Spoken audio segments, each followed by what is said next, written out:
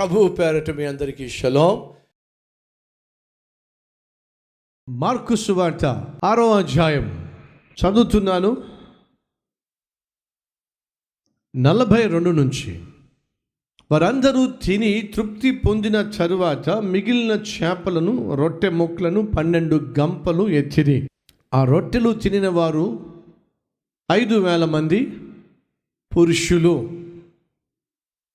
ఆయన జనసమూహమును పంపివేయునంతలో దోణి ఎక్కి అద్దరినున్న బెత్సయిదాకు ముందుగా వెళ్ళుడని ఆయన తన శిష్యులను వెంటనే బలవంతము చేసెను. ఆయన వారికి వీడు కొలిపి ప్రార్థన చేయుటకు కొండకు వెళ్ళెను. ఫ్రెండ్స్, బైబిల్లో చోటు చేసుకున్న ఒక అద్భుతమైనటువంటి యేసుక్రీస్తు ఈ భూమి మీద సంచరిస్తున్న రోజుల్లో చోటు చేసుకున్న ఒక అద్భుతమైన సంఘటన. యేసయ్య వాక్య పరిచర్య చేస్తున్నప్పుడు ఆ వాక్యం వినడానికి వచ్చిన వాళ్ళు వేల సంఖ్యలో ఉన్నారు. యేసయ్య వాక్యం వింటూ అలాగే సమయం గడిపేసినప్పుడు వాళ్ళు ఆకలితో ఉన్నారని, ఖాళీ కడుపులతో వెళితే మార్గం మధ్యలో పడిపోతారని చెప్పి యేసుక్రీస్తు తన శిష్యులకు సెలవిచ్చాడు, మీరే భోజనం పెట్టండి అని చెప్పి. ఈ లోపట ఎవరో ఒక చిన్నవాని దగ్గర 5 రొట్టెలు 2 చేపలు ఉండగా 39వ వచనం, వారు చూచి తెలుసుకున్నప్పుడు 5 రొట్టెలను 2 చేపలు ఉన్నవని అనిరి. అప్పుడు ఆయన పచ్చిక మీద అందరూ పంక్తులు పంక్తులుగా కూర్చున్న వాళ్ళని ఆజ్ఞాపింపగా వారు 100 మంది 50 మంది లైన్లో కూర్చున్నారు. అంతటా ఆయన ఆ 5 రొట్టెలను 2 చేపలను పట్టుకొని ఆకాశం వైపు కన్నులెత్తి ఆశీర్వదించి ఆ రొట్టెలు విరిచి వారికి వడ్డించుటకు తన శిష్యులకిచ్చి ఆ 2 చేపలను అందరికీ పంచిపెట్టెను. వారందరూ తిని తృప్తి పొందిన తరువాత మిగిలిన చేపల రొట్టెలను ముక్కలను 12 గంపలు ఎత్తిరి. ఇదంతా మనకు తెలిసిన స్టోరీయే. అక్కడ 5,000 మంది పురుషులు ఉన్నారు. పక్కన మరి కొన్ని వేల మంది స్త్రీలు ఉండి ఉంటారు, పిల్లలు కూడా ఉండుంటారు. నా అంచనా ప్రకారం సుమారు 10,000 నుంచి 15,000 మంది ఆ రోజు ఉండి ఉంటారు. అవసరం చాలా పెద్దది, ఎదురుగుండున్న సమస్య చాలా పెద్దది. అంతమందికి ఆహారం పెట్టాలి అంటే కొన్ని టన్నుల ఆహారం కావాలి. యేసుక్రీస్తు సేవ చేస్తున్న రోజులవి. తండ్రి యేసుక్రీస్తుని భూమి మీదకు పంపించాడు. మరి పంపించిన దేవుడు తన కుమారుడైనటువంటి యేసుక్రీస్తు చేస్తున్న సేవలో ఒక ఆపద వచ్చినప్పుడు, అవసరం వచ్చినప్పుడు, అనేక వేల మందికి ఆహారం పంచి పెట్టవలసి వచ్చినప్పుడు యేసుక్రీస్తుకు ఇచ్చినటువంటి రొట్టెలు ఎన్ని అంటే 5 రొట్టెలు 2 చేపలు. సమస్య చాలా పెద్దది. ఆ సమస్యను తీర్చుకోగలగడానికి కలిగి ఉన్నటువంటి జవాబు చాలా చిన్నది. 5 రొట్టెలతో 2 చేపలతో కనీసం 10 మందికి భోజనం పెట్టడం సాధ్యం కాదు, అది అసాధ్యం. మరి వేల మందికి ఆహారం పెట్టడం అనేది ఇంకా కష్టం. కానీ ఒకటి మాత్రం వాస్తవం, ఆనాడు యేసుక్రీస్తు సేవ చేస్తున్నప్పుడు, తన సేవలో అవసరం ఏర్పడినప్పుడు, ఆ అవసరం తీవ్రత చాలా తీవ్రంగా ఉన్నప్పుడు తండ్రి అయిన దేవుడు యేసుక్రీస్తుకి ఇచ్చింది 5 రొట్టెలు 2 చేపలు మాత్రమే. ఈరోజు నీ జీవితంలో చాలా అవసరాలు ఉన్నాయా? ఈరోజు నీ జీవితంలో చాలా కష్టాలు ఉన్నాయా? ఈరోజు నీ జీవితంలో చాలా ఆర్థిక ఇబ్బందులు ఉన్నాయా? ఈరోజు నీ జీవితంలో చాలా ఒత్తిడులు ఉన్నాయా? టెన్షన్స్ ఉన్నాయా? నీ శరీరంలో చాలా బాధలు ఉన్నాయా? చాలా రోగాలు ఉన్నాయా? ఇప్పుడు నువ్వు కలిగి ఉన్న సమస్యలు తీర్చబడ్డానికి నీ చేతిలో ఉన్నవి కేవలం 5 రొట్టెలు 2 చేపలేనా? నీ ఎదుట చాలా పెద్ద అవసరం ఉంది, కానీ చేతిలో మాత్రం చాలా తక్కువ ఉంది. ఇటువంటి పరిస్థితిలో ఎలా నా గండం గట్టెక్కుతుంది, ఎలా సమస్య తీరుతుంది, ఎలా కూతురు పెళ్ళవుతుంది, ఎలా ఆ ఇల్లు కొనుక్కోగలుగుతాం, ఎలా ఆపరేషన్ అవుతుంది, ఇలా చాలా ప్రశ్నలు నేను ఉక్కిరి బిక్కిరి చేస్తూ ఉండుండొచ్చు. దయచేసి గమనించాలి, ఆనాడు యేసుక్రీస్తు సేవ చేస్తున్నప్పుడు వచ్చినటువంటి అవసరం ఏదైతే ఉందో అది చాలా పెద్ద అవసరం. కానీ తన దగ్గర ఉన్నది మాత్రం, తనకిచ్చింది మాత్రం 5 రొట్టెలు 2 చేపలు. ఒక సత్యాన్ని దయచేసి గమనించాల్సిందిగా కోరుతున్నాను.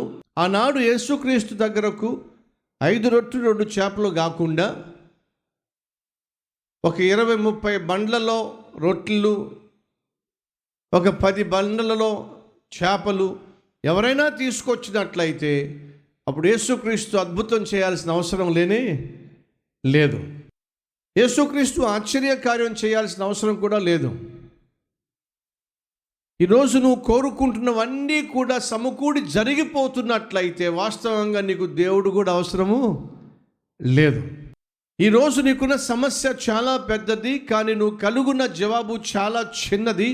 ఆ చిన్న జవాబు ఏం చెప్తుందయ్యా అంటే, నేను చాలా చిన్న జవాబు, కానీ నీకు దేవుడు తోడుగా ఉంటే ఈ చిన్న జవాబే నీకున్న పెద్ద సమస్యకు పరిష్కారాన్ని చూపిస్తుంది అని తెలియజేస్తుంది.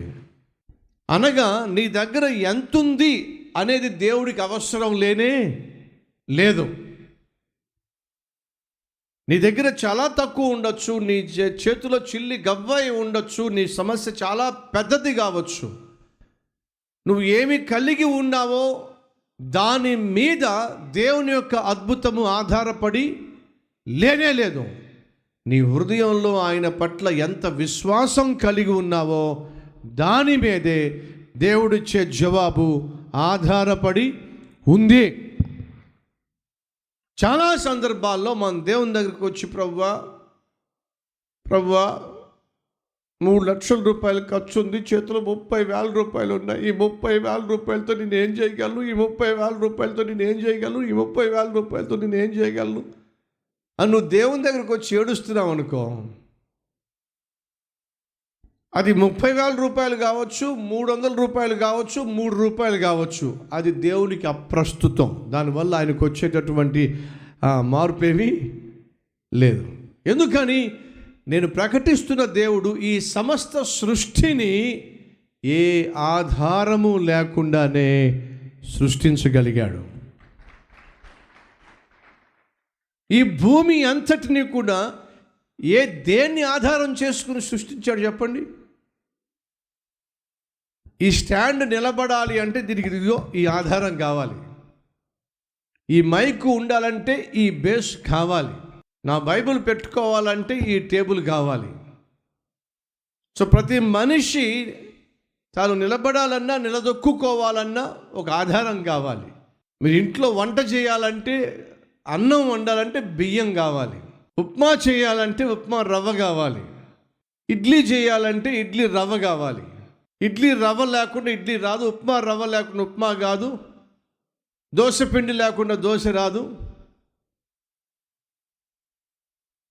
చికెన్ లేకుండా చికెన్ బిర్యానీ రాదు. సో ఏదైనా మీరు తయారు చేయాలి అంటే దానికి ఒక ఆధారం కావాలి. ఆధారం లేకుండా నువ్వు నేను ఏమీ తయారు చేసుకోలేము. కానీ నువ్వు నేను సేవిస్తున్న దేవుడు ఎంత గొప్ప వాడంటే, ఆయన ఏదైనా సృష్టించాలి అనుకుంటే ఏ ఆధారము ఆయనకు అవసరము లేదు. ఏ ఆధారము లేకుండా ఈ భూమి అంతటినీ కూడా దేవుడు ఎక్కడ నిలబెట్టాడు చెప్పండి? మాట్లాడరే? ఈ గ్లాసును చూసారా? ఇది ఉండాలంటే ఈ టేబుల్ ఆధారం ఉండాలి, ఈ పేపర్ వెయిట్ ఇక్కడ ఉండాలి అంటే ఇది ఆధారం కావాలి. ఈ పేపర్ వెయిట్ గాల్లో ఉంటుందంటారా? ఆధారం లేకుండా అది ఇంపాసిబుల్. పేపర్ వెయిటే గాల్లో ఉండదు. ఈ భూమి అంతా కూడా గాల్లోనే దేవుడు నిలబెట్టాడు. ఈరోజు వాస్తవంగా మనం భూమిపై నిలబడ్డాం, కానీ మనం నిలబడిన భూమి ఏ ఆధారం లేకుండా కొన్ని వేల సంవత్సరాలుగా తన చుట్టూ తాను తిరుగుతూ సూర్యుని చుట్టూ తిరుగుతుంది. ఏ ఆధారం చెప్పండి? నీకు నాకు ఏదైనా కావాలంటే ఒక ఆధారం కావాలి. కానీ దేవుడు నీ పట్ల నా పట్ల ఏమైనా చెయ్యాలి అంటే ఆయనకి ఏ ఆధారము అవసరం లేదు.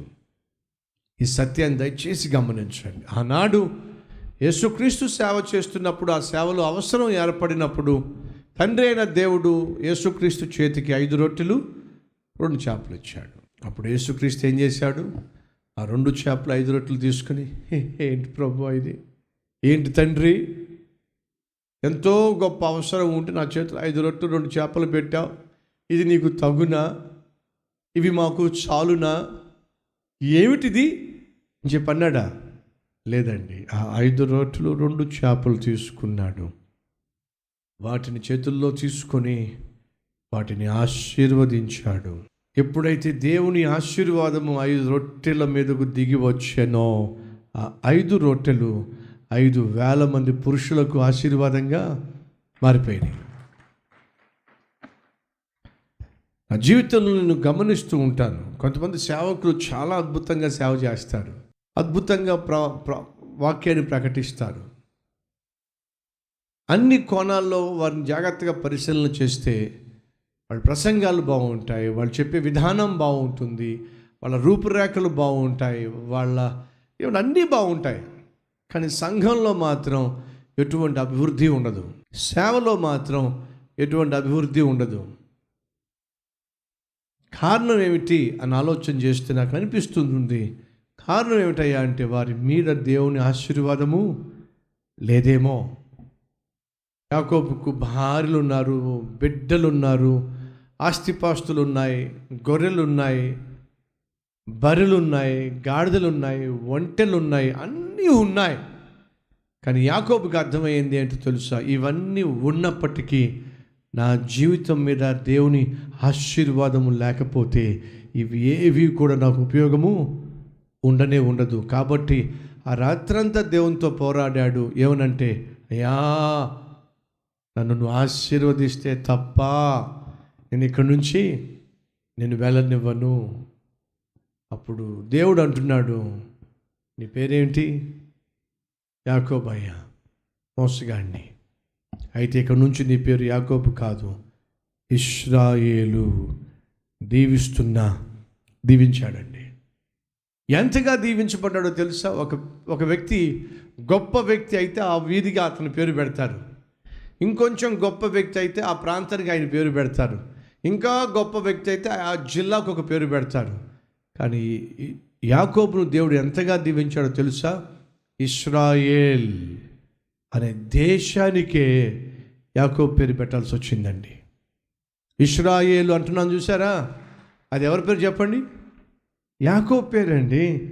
ఇప్పుడు ఆ యాకోబు పేరు ఎవరికి పెట్టారు? ఒక దేశానికి పెట్టాల్సి వచ్చిందండి. ఒక దేశం ఆయన పేరును ఉందండి. ప్రపంచంలో అతి తెలివైన మహాజ్ఞానము కలిగిన గొప్ప సెక్యూరిటీ ఆర్మీ సైన్యము కలిగిన దేశం అంటే తెలుసా మీకు? ఇశ్రాయేల్ దేశం. ఇశ్రాయేల్ దేశం మొత్తం తిప్పి కొడితే తెలంగాణ అంత ఉండదు. తెలుసా మీకు? తిప్పి కొడితే తెలంగాణ అంత ఉండదు. కానీ ప్రపంచ దేశాల్లో ఇశ్రాయేలు దేశంలో ఉన్న సైనికులకున్న తెలివితేటలు ప్రపంచంలో ఏ దేశంలో ఉన్న సైనికులకి లేనేలేదు. కారణం తెలుసా మీకు? ఇశ్రాయేలీయుల సైన్యమునకు అధిపతి యెహోవా. మొదటి నుంచి ఆయనే అధిపతిగా ఉన్నాడు. చాలా సంతోషం. వినండి ఫ్రెండ్స్, ఆనాడు దేవుడు యాకోబును దీవించాడు. కల్వరి టెంపుల్ ఎందుకు ఇంతగా అభివృద్ధి చెందుతుంది? కల్వరి టెంపుల్కి అంతమంది జనం ఎందుకు వస్తారు? కల్వరి టెంపుల్ ఎందుకని అంత తక్కువ సమయంలో అంత ఉజ్జీవంతో అభివృద్ధి చెందింది? ఏమిటి కారణం? దానికి అనేక కారణాలు ఉండొచ్చు. కానీ నేను చెప్పేది ఏంటి తెలుసా? కల్వరి టెంపుల్ని దేవుడు దీవించాడు. That's it. 5 రొట్టెలను 2 చేపలను దేవుడు దీవిస్తే ఎంతమందికి ఆహారం పెట్టమని చెప్పండి? 1000 మందికి అవి ఆహారంగా మారిపోయినాయి. ఎందుకని? అవి దీవించబడినాయి. అంటే ఎందుకు సతీష్ కుమార్ వాడబడుతున్నాడు అంటే, సతీష్ కుమార్ బహు టాలెంటెడ్ పర్సను, సతీష్ కుమారు బహు జ్ఞానం కలిగిన వాడు, ఇవన్నీ ఒట్టి మాటలు. సతీష్ కుమార్ ఎందుకు వాడబడుతున్నాడు అంటే, దేవుడు సతీష్ కుమార్ మీద తన ఆశీర్వాదాన్ని ఉంచాడు. That's all. ఈరోజు నీవు అనేక మందికి ఆశీర్వాదకరంగా మారాలి అంటే నీ మీద దేవుని ఆశీర్వాదము దిగి రావాలి. 5 రొట్టెలను 2 చేపలను దేవుడు ఆశీర్వదించినప్పుడు అనేక వేల మందికి అవి ఆశీర్వాదంగా మారినాయి. అది దేవుడు నీ దగ్గర నుంచి నా దగ్గర నుంచి కోరుకుంటున్నాడు. 6వ అధ్యాయము మీరు 42వ వచనం వరకు రొట్టెల గురించి చూస్తారు. ఆ రొట్టెల గురించి యేసయ్య ప్రార్థన చేశాడు, ఆశీర్వదించాడు. దేవుడు అనగా తండ్రి దీవించాడు, అనేక మందికి పంచాడు. అవసరం తీర్చబడింది, అక్కర తీర్చబడింది, కడుపు నింపబడింది. ఆ తరువాత యేసుక్రీస్తు చేసిందని తెలుసా అండి? 43వ వచనం, వారందరూ తిని తృప్తి పొందిన తరువాత మిగిలిన చేపలను రొట్టె ముక్కలను 12 గంపలు ఎత్తిరి. ఆ రొట్టెను తినిన వారు 5,000 మంది పురుషులు. ఆయన జనసమూహమును పంపివేయినంతలో దోణి ఎక్కి అద్దరినున్న బెత్సయిదాకు ముందుగా వెళ్ళుడని ఆయన తన శిష్యులను తొందర చేసెను, లేక బలవంతము చేసెను. ఆయన వారిని వీడుకొలిపి ప్రార్థన చేయుటకు కొండకు వెళ్ళెను. ఒక అద్భుతమైన పాఠాన్ని మనం నేర్చుకుందాం, అందరం నేర్చుకోవాలి. అక్కడ అవసరం ఉంది కదా, అక్కడ సమస్య ఉంది కదా, అక్కడ ఆకలి ఉంది కదా, అక్కడ నీరసము అనేక మంది శరీరాల్లో ఉంది కదా. అది యేసయ్య చూశాడు కదా. ఏం చేశాడు చెప్పండి? సమస్య ఉన్నప్పుడు ప్రార్థన చేశాడు. అద్భుతం జరిగింది కదా, సమస్య తీరిపోయింది కదా, గంపలు మిగిలిపోయినాయి కదా. మరి యేసయ్య ఏం చేశాడు చెప్పండి? మళ్ళీ కొండపైకి వెళ్ళి ప్రార్థన చేశాడు. మనకు యేసయ్యకున్న ప్రధాన డిఫరెన్స్ ఏంటో తెలుసా? మనం కష్టాలు వచ్చినప్పుడు ప్రార్థన చేస్తాం, కష్టాలు తీరిన తర్వాత చెప్పండి దేవునికి నమస్కారం పెట్టి వెళ్ళిపోతాం. యేసుక్రీస్తు మనందరికీ ఒక పాఠం నేర్పిస్తుంది. ఏమిటంటే, కష్టాలు వచ్చినప్పుడు, శ్రమలు వచ్చినప్పుడు, వ్యాధి బాధలు వచ్చినప్పుడు, ఇరుకు ఇబ్బందులు వచ్చినప్పుడు ఏడుపు ముఖం పెట్టుకుని నా దగ్గరకు వస్తున్నారు, కన్నీటితో నా దగ్గరకు వస్తున్నారు, బాధలో వస్తున్నారు. ఆ బాధను చూసినప్పుడు, మీ కన్నీళ్లను చూసినప్పుడు నేను మీకు జవాబిస్తున్నాను, అద్భుతాలు చేస్తున్నాను, సహాయం చేస్తున్నాను, అవమానాన్ని కొట్టేస్తున్నాను, ఆపదను తొలగిస్తున్నాను, మీ మీదకు రాబోతున్నటువంటి విపత్కరమైన వాతావరణాన్ని ఆపేస్తున్నాను. అపాయం కానీ, కీడు కానీ, ప్రమాదం కానీ, మరణం కానీ, రోగం కానీ మీ దరిదాపులు కూడా రాకుండా నేను చేశాను. ఎప్పుడైతే మీరు మేలు పొందుకుంటున్నారో, సహాయం పొందుకుంటున్నారో, అద్భుతాన్ని చవిచూస్తున్నారో, ఆశీర్వదించబడుతున్నారో, అదేమిటో ఆ తర్వాత మళ్ళా మీ బుద్ధి మళ్ళీ మామూలు అయిపోతుంది. కష్టంలో ఉన్నప్పుడు మీరు చేసే ప్రార్థన ఒకలా ఉంటుంది, శ్రమలో ఉన్నప్పుడు మీ యొక్క విజ్ఞాపన ఒకలా ఉంటుంది, విన్నపము ఒకలా ఉంటుంది. మీ కన్నీటిని చూసి, మీ ఏడుపును చూసి, మీ బాధను చూసి, మీ గోజాడే విధానాన్ని చూసి నేను జాలిపడి జవాబిచ్చేసిన తర్వాత మీరు వెంటనే మారిపోతున్నారు. ఆ ప్రార్థన, ఆ విజ్ఞాపన, ఆ కన్నీరు, ఆ గోజాడ్డం కనిపించవే. యేసుక్రీస్తు అన్ని వేల మందికి 5 రొట్టెలు 2 చేపలతో ఆహారం పెట్టిన తర్వాత, అందరూ భోంచేసిన తర్వాత, ముక్కలన్నీ ఏరిన తర్వాత బయలుదేరండి బయలుదేరండి అని చెప్పి వాళ్ళని తొందర చేసి పడవలో కూర్చోబెట్టేశాడు. ఎందుకని? తాను ఏకాంతంగా వెళ్ళి అనేక మందికి ఉన్న అవసరాన్ని తీర్చిన తండ్రితో కాసేపు గడపాలి ఆశతో యేసుక్రీస్తు తన శిష్యులను పంపించేశాడు. మనకున్న పెద్ద బలహీనత ఏంటో తెలుసా? కష్టంలో ఉన్నప్పుడు మన కాళ్ళు దేవుని దగ్గరికి పరిగెడుతున్నాయి. కష్టంలో ఉన్నప్పుడు మన కళ్ళు కన్నీళ్లు కారుస్తున్నాయి. బాధల్లో ఉన్నప్పుడు దేవుని సంధికి వచ్చిన మనము తెగ బతిమాలుకుంటున్నాం. అలా బ్రతిమిలాడినా, అలా కన్నీరు కార్చినా, అలా ఏడ్చిన మనల్ని చూసి దేవుడు కనికరించి జవాబిస్తే ఆ తరువాత ఏమిటో మళ్ళీ దేవుని దగ్గరికి వెళ్ళటల్లా, మందిరానికి రావటల్లా, ప్రార్థనకి మోకరించటంలా క్షేమం కాదు అని ప్రభు పేరట మనం చేస్తున్నాం. యేసుక్రీస్తు ఒక పాఠం నేర్పిస్తున్నాడు. అవసరం వచ్చినప్పుడు తండ్రికి మొరపెట్టాడు. అవసరం తీరిన తరువాత గబగబా తండ్రి దగ్గరికి వెళ్ళి, అయ్యా అడిగిన వెంటనే కాదనుకుండా అద్భుతం చేశావు, అనేక వేల మందికి ఆహారం పెట్టే విధంగా చేశావు, నీకు వందనాలు నాయన. ఆపద వచ్చినప్పుడు నువ్వు ఎంత ఆత్మీయంగా ఉంటున్నావో, ఆపద తీరిపోయిన తర్వాత మనం మరింత ఆత్మీయంగా ఉండడము అనేది దేవుడు కోరుకుంటున్నటువంటి మంచి ఆత్మీయత.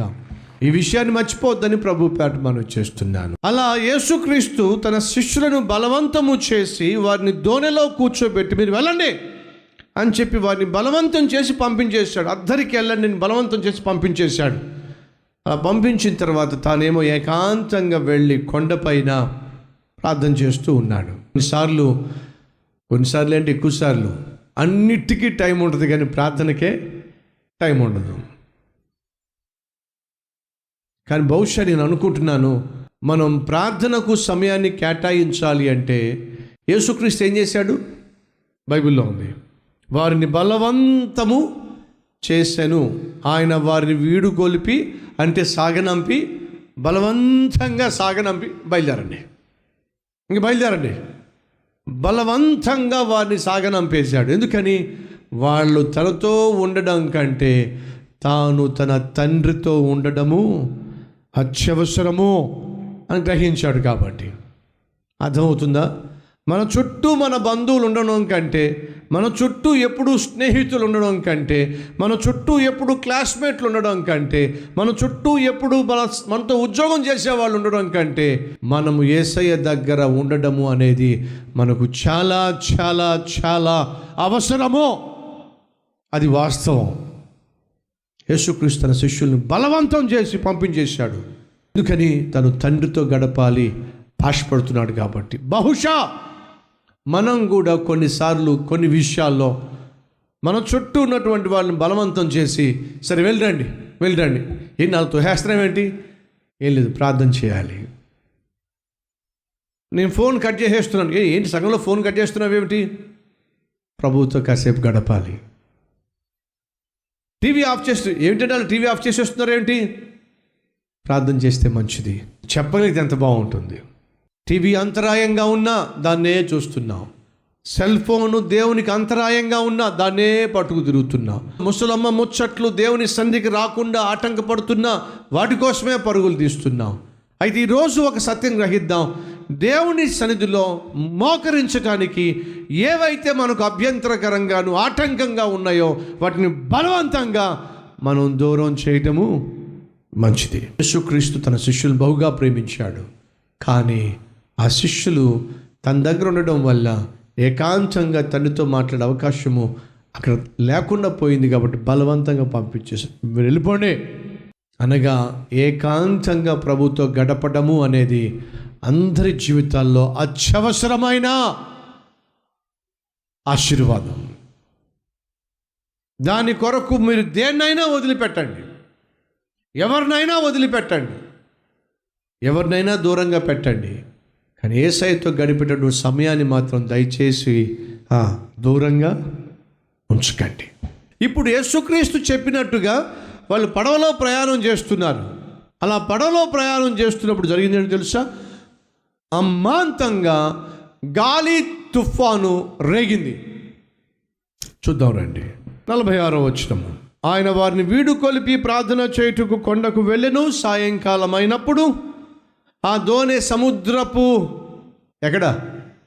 ఆ సముద్రపు గట్టున అనుందా మీ బైబిల్లో? ఏముంది? సముద్రము మధ్య ఉండెను.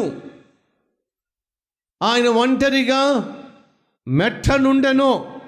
అప్పుడు వారికి గాలి ఎదురైనందున దోణి నడిపించుటలో వారు మిక్కిలి కష్టపడుచు ఉండగా వాళ్ళు సముద్రం మధ్యలోకి వచ్చినప్పుడు అప్పుడు మొదలైంది అసలైనటువంటి తుఫాను, లేకపోతే గాలి. నెంబర్ 1, ఆయనే తుఫానును అనుమతించాడు. 2, ఆయనే నీ కోసం ప్రార్థిస్తున్నాడు. 3, ఆయనే నీ యొద్దకు వస్తాడు. 4, ఆయనే నిన్ను అభివృద్ధి పరుస్తాడు. మొదటిగా ఆయనే తుఫానును అనుమతించాడు. వినండి, బైబిల్లో తుఫాన్లు ఉన్నాయి. యోనా ప్రయాణం చేస్తున్నటువంటి ఓడను చూసారా? ఆ తుఫాను వేరు. శిష్యులు ప్రయాణం చేస్తున్నప్పుడు వచ్చినటువంటి తుఫాను చూసారా? ఈ తుఫాను వేరు. ఈ తుఫానుకి ఆ తుఫానుకి చాలా డిఫరెన్స్ ఉంది. యోనా ప్రయాణం చేస్తున్నప్పుడు వచ్చిన తుఫాన్ ఏమో కరెక్షన్ తుఫాను. ఏ తుఫాన్ అది? కరెక్షన్. యోనాను సరిచేయడానికి దేవుడు తుఫాను అనుమతించాడు. మరి పేతురు, యోహాను, యాకోబు తదితర శిష్యులు ప్రయాణం చేస్తున్నప్పుడు వచ్చినటువంటి తుఫాను చూసారా? ఇదేమిటి? ఇది కరెక్షన్ కాదు, ఇది పెర్ఫెక్షన్. ఏమిటిది? ఇది పెర్ఫెక్షన్.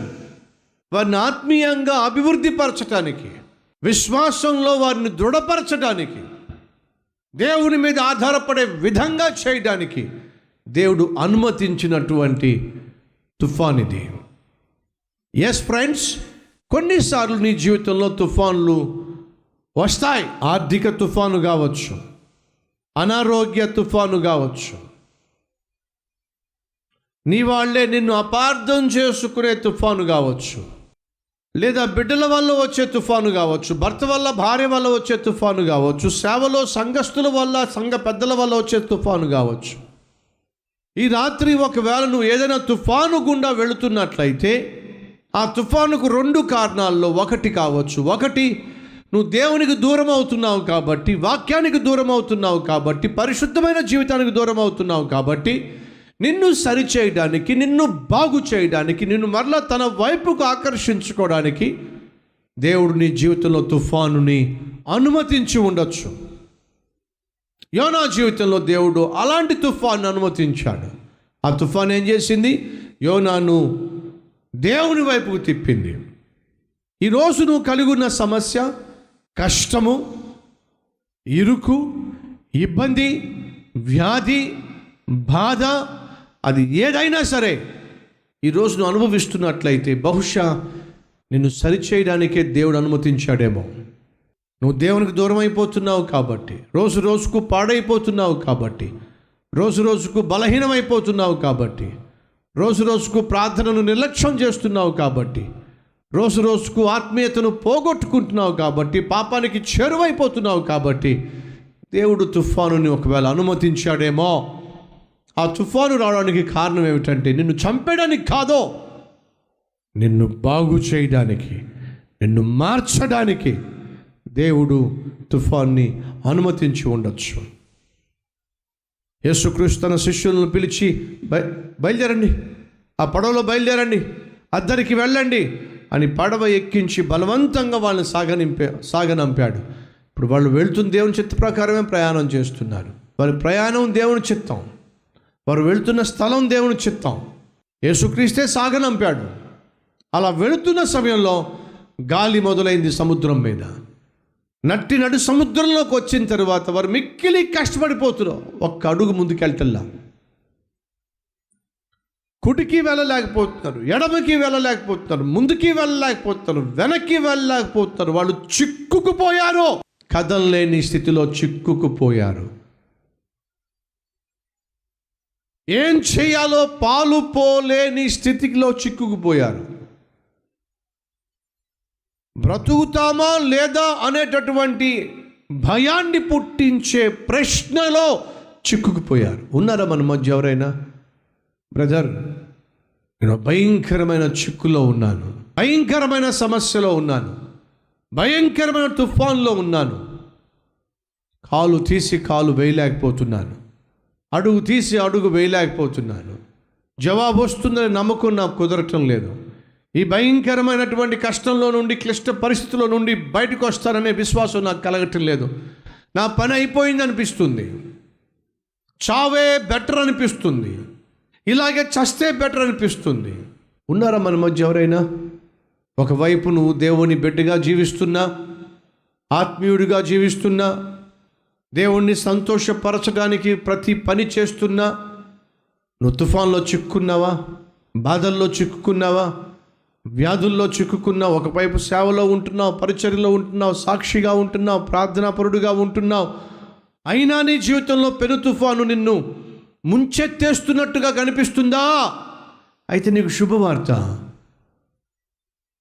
ఆనాడు శిష్యులు దేవుని చిత్త ప్రకారమే ప్రయాణం చేస్తూ, దేవుని ఆజ్ఞ మేరకే ప్రయాణం చేస్తూ సముద్రంలో గాలి తుఫానులో చిక్కుకున్నారు.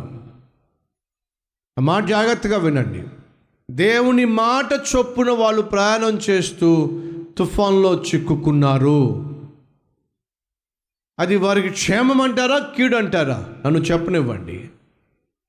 మీరు దేవుని చిత్త ప్రకారము ఆత్మీయంగా ముందుకు వెళ్తున్నప్పుడు తుఫాను రావచ్చు, పెను తుఫాను రావచ్చు, వరద రావచ్చు, విప్లవం రావచ్చు, నిన్ను ఎవ్వడు కూడా ముట్టే ఛాన్స్ లేనేలేదు.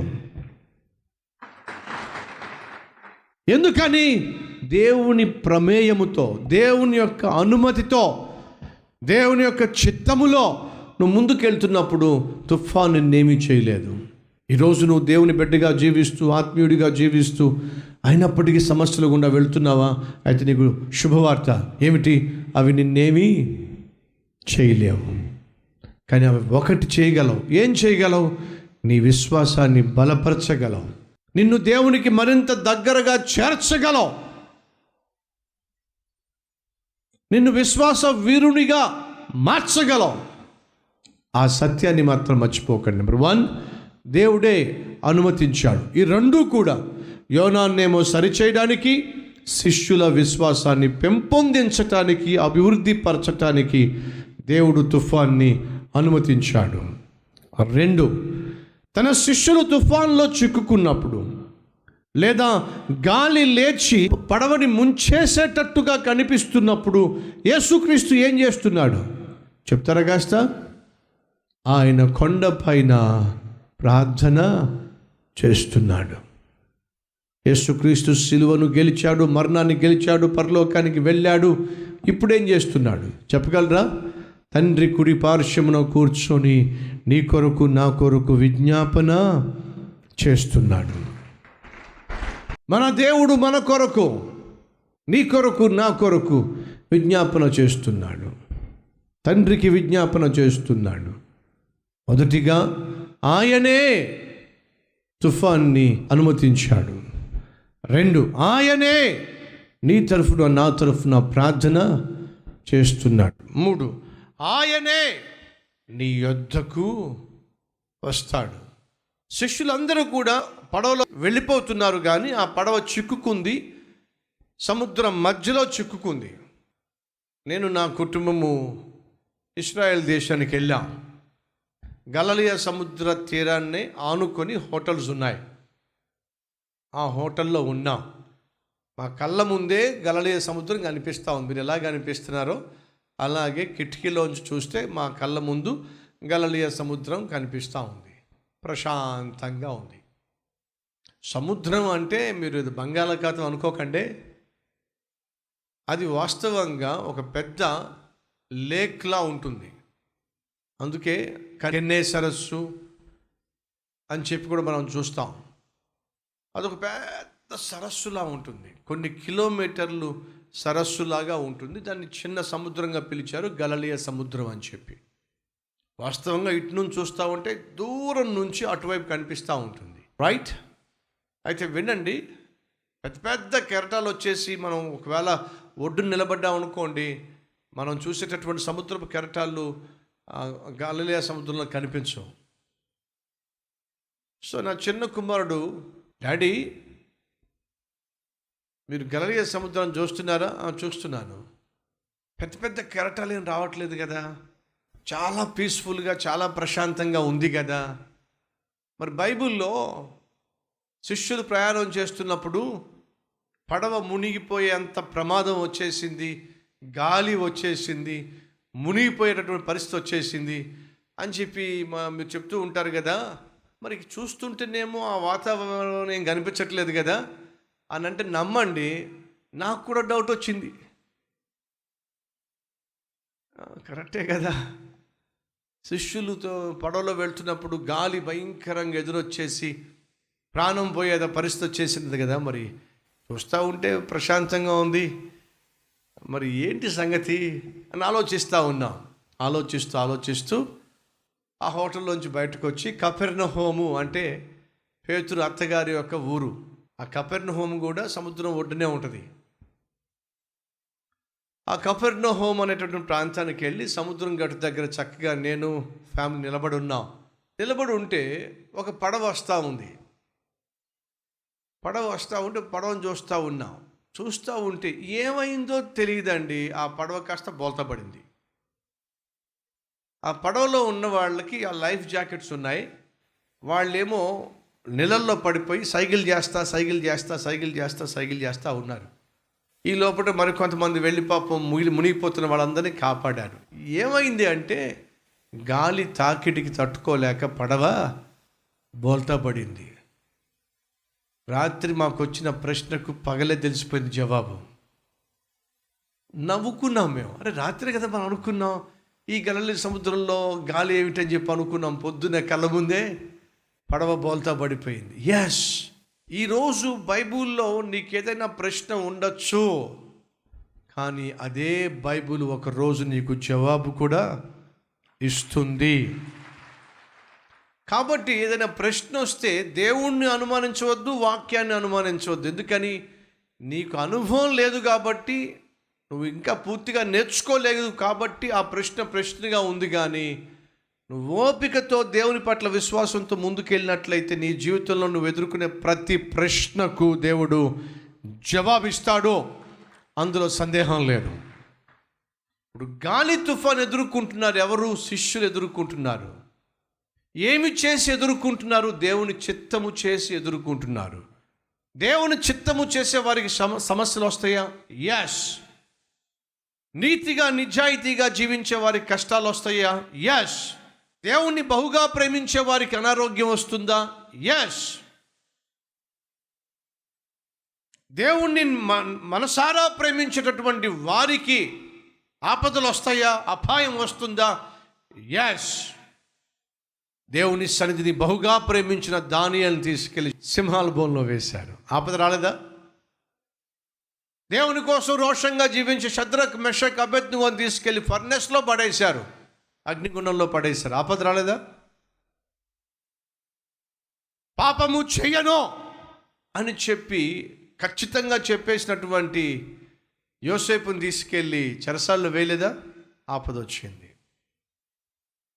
నీతిగా యథార్థంగా దేవుని చిత్త ప్రకారం జీవిస్తున్న చెల్లి, తమ్ముడు, సహోదరుడా, నువ్వు ఎంత నీతిగా యథార్థంగా జీవిస్తున్నా ఆపదలు వస్తాయి, అపాయాలు వస్తాయి, ఆటంకాలు వస్తాయి, అభ్యంతరాలు వస్తాయి, అవమానాలు వస్తాయి, అనారోగ్యాలు వస్తాయి, ఆర్థిక ఇబ్బందులు వస్తాయి. కానీ అవి ఏవి కూడా నిన్ను తాకలేవు. దానియేలుని తీసుకెళ్ళి సింహాల బోన్లో వేశారు, సింహాలు ఏమీ చేయలేకపోయినాయి. షద్రక్ మెషక్ అబేద్నెగోను తీసుకెళ్ళి అగ్నిగుండంలో వేశారు, అగ్ని మాత్రం వాళ్ళనేమీ చేయలేకపోయింది. యోసేపుని తీసుకెళ్ళి అన్యాయంగా చెరసాల్లో వేశారు, కానీ చెరసాల యోసేపును బందీగా ఉంచలేకపోయింది. కారణం తెలుసా? దేవుని చిత్త ప్రకారం జీవించే వారి జీవితంలో ఏది ఎదుర్కొంటున్నప్పటికీ దానికి జవాబుదారుడు దేవుడే అనే సత్యాన్ని మర్చిపోకండి. సముద్రం మధ్యలోకి వచ్చిన తర్వాత, ప్రాణాల మీదకి వచ్చిన తర్వాత, బ్రతుకు మీదే ఆశ పోగొట్టుకుంటున్న సమయంలో,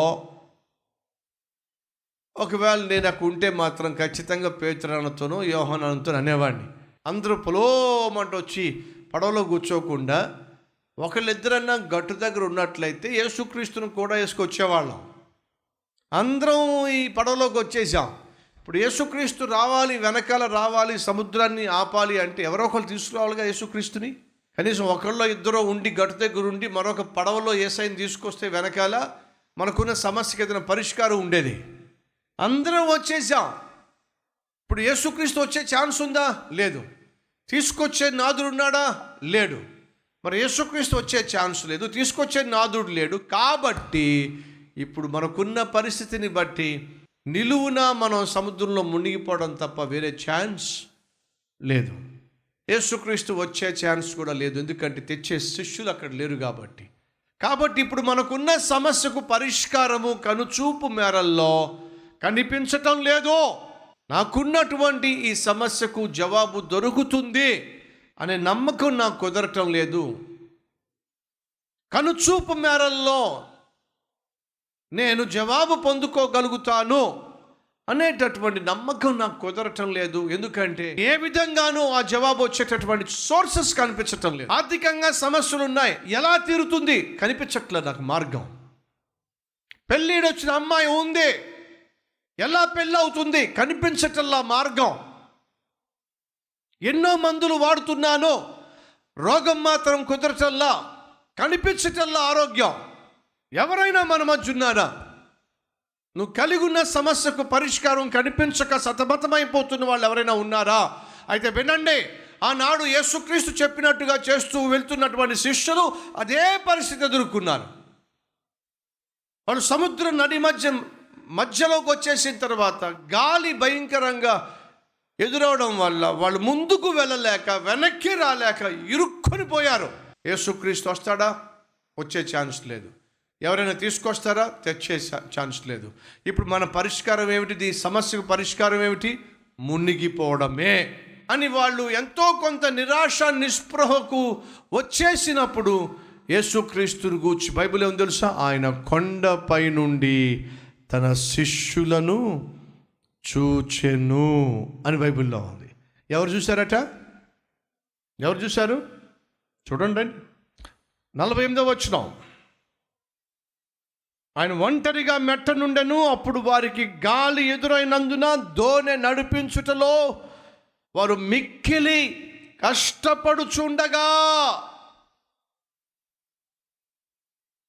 దోణి నడిపించుటలో మిక్కిలి కష్టపడుచుండగా, ఇల్లును నడిపించడంలో, వ్యాపారాన్ని నడిపించడంలో, బిడ్డలని చదివించడంలో, కుటుంబాన్ని పోషించడంలో, అప్పులు తీర్చడంలో మిక్కిలి కష్టపడుచు ఉండగా, బైబిల్ ఏమని తెలుసా? ఆయన వారిని చూచి, నిన్ను దేవుడు చూస్తున్నాడు, నేను నిన్ను చూస్తున్నాను. నీ చుట్టూ అలుముకుంటున్నటువంటి తుఫాన్ని నేను చూస్తున్నాను. ఉక్కిరి బిక్కిరి చేస్తున్నటువంటి వాతావరణాన్ని నేను చూస్తున్నాను. యేసుక్రీస్తు ఆ కొండపై నుంచి శిష్యుల్ని చూశాడండి. ఆయనే చూస్తాడు,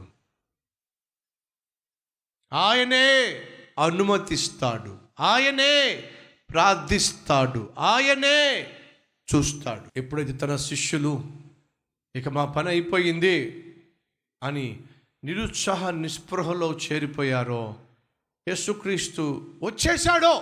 ఎలా వచ్చాడు చెప్పండి? ఎవరి దోణిలో వచ్చాడో చెప్పండి? షిప్లో వచ్చాడా? ఓడలో వచ్చాడా? పడవలో వచ్చాడా? ఈత కొట్టుకుంటూ వచ్చాడా? లేదే. మరి ఎలా వచ్చాడు? జవాబిచ్చే దేవుడు ఎలా వచ్చాడు? సముద్రం మీద నడుచుకుంటూ ఎక్కడికి వచ్చాడు? ఎక్కడైతే తను బహుగా ప్రేమించిన శిష్యులు తంటాలు పడుతున్నారో అక్కడికి నా యేసు అద్భుతముగా వచ్చాడు. తంటాలు పడుతున్నావా? తిప్పలు పడుతున్నావా? జవాబు దొరకనటువంటి పరిస్థితుల్లో సతమతమైపోతున్నావా? జవాబు రాదేమో భయపడుతున్నావా? అయితే ప్రభువు పేరట నీకు ఒక మాట చెప్తున్నాను. ఏంటి తెలుసా? నా ప్రభువు అద్భుతంగా నీ దగ్గరికి రాబోతున్నాడు. నువ్వు ఊహించని మార్గంలో, నువ్వు కనీసం తలంచని మార్గంలో, శిష్యులు ఎప్పుడు ఊహించలా యేసుక్రీస్తు నీళ్ళ మీద నడుచొస్తాడని చెప్పి. కాబట్టేగా యేసుక్రీస్తు నీళ్ళ మీద నడుచుకుంటూ వస్తూ ఉంటే యేసుని చూసి భూతం భూతం భూతం, ఎవరిని చూసి? యేసయ్యను చూసి భూతం అన్నారు. కారణం ఊహించలా యేసు నీళ్ళ మీద నడుచుకుంటూ వస్తాడని చెప్పి. మీ అందరికీ శుభవార్త, దేవుని చిత్త ప్రకారం జీవిస్తున్న వారికి శుభవార్త. మీరు ఊహించని మార్గములో నా ప్రభువు నిన్ను దర్శించబోతున్నాడు. నువ్వు ఎన్నడూ తలంచని మార్గంలో ఈరోజు నీ అవసరం ఏమిటో, ఈరోజు నీకున్నటువంటి కష్టం ఏమిటో, ఈరోజు నువ్వు కలిగి ఉన్నటువంటి అననుకూల వాతావరణం ఏమిటో దాన్ని పరిష్కరించుటకు ఆయనను ఊహించని మార్గంలో నిన్ను దర్శించబోతున్నాడు. ఎందుకో తెలుసా? ఆయనకు నువ్వంటే అంత ఇష్టం. ఆయనే అనుమతించాడు గాలి తుఫాన్ని, ఆయనే ప్రార్థించాడు, ఆయనే చూశాడు, ఆయనే వారి దగ్గరికి వచ్చేశాడు. ఆపత్కాలమున నీవు నాకు మొరపెట్టుమో, నేను నీకు ఉత్తరం ఇస్తాను. నేను ప్రకటిస్తున్న దేవుడు జవాబిచ్చేవాడు. ఆ రోజు శిష్యులు తను చెప్పిన ప్రకారం ప్రయాణం చేస్తున్నప్పుడు ఆ ప్రయాణంలో వచ్చేటటువంటి ఏ కష్టానికైనా సరే జవాబిచ్చే దేవుడు ప్రభు అయినా యేసుక్రీస్తు. మీ అందరికీ శుభవార్త. దేవుని బిడ్డగా ఈ ఆత్మీయ ప్రయాణాన్ని కొనసాగిస్తున్నట్లయితే ఈ ప్రయాణంలో మనం ఎదుర్కొనే ప్రతి అలకు, ఈ ప్రయాణంలో మనం ఎదుర్కొనే ప్రతి తుఫానుకి నా ప్రభువు జవాబు ఇవ్వడానికి చాలినవాడు, సమర్థుడు. నువ్వు నమ్ముతున్నట్లయితే నాతో పాటు కలిసి ప్రార్థన చేస్తావా?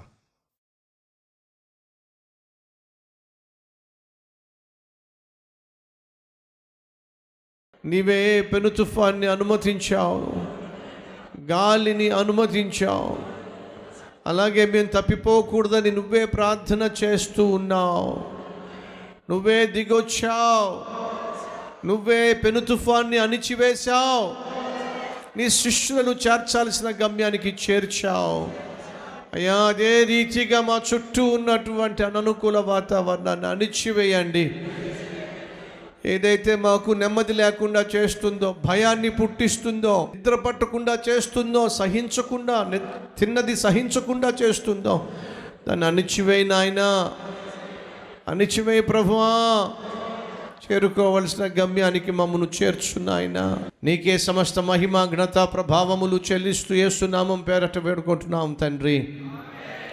ఆమెన్. తండ్రి, కుమార, పరిశుద్ధాత్మ త్రియేక దేవుని దీవెన సదాకాలం మనందరికీ తోడై ఉండును గాక. ఆమెన్.